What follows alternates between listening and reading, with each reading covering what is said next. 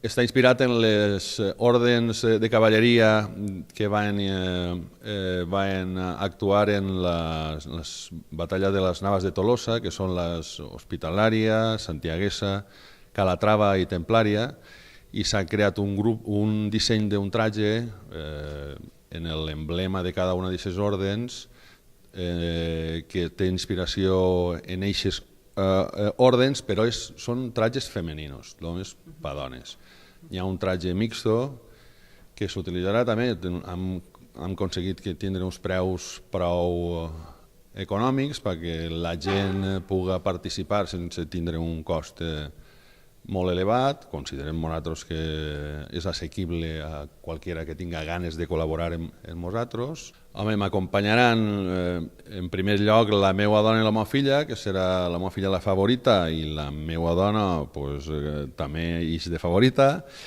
i els meus amics, que són els cavalleros, tinc molts amics de la fila que ixen i gent de fora que m'acompanyen. Seran en total 24 cavalleros i les favorites tenen 17 dames que s'acompanyaran.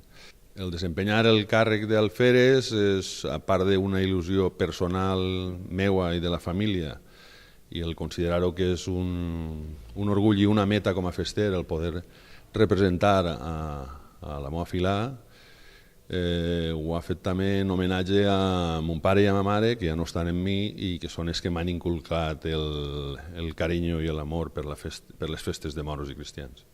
La presentació del boato la farem en l'Hotel Ciutat d'Alcoi, Cercotel, que està al costat del centre comercial, el dia 28 d'octubre a les 7 de l'esprà. Esperem que vinguen tota la gent que tinga inquietuds festeres i ganes d'eixir i acompanyar-nos amb nosaltres en el desempeny del càrrec d'alferes, i no només esperem a gent d'Alcoi, sinó d'Alcoi i de qualsevol lloc del voltant.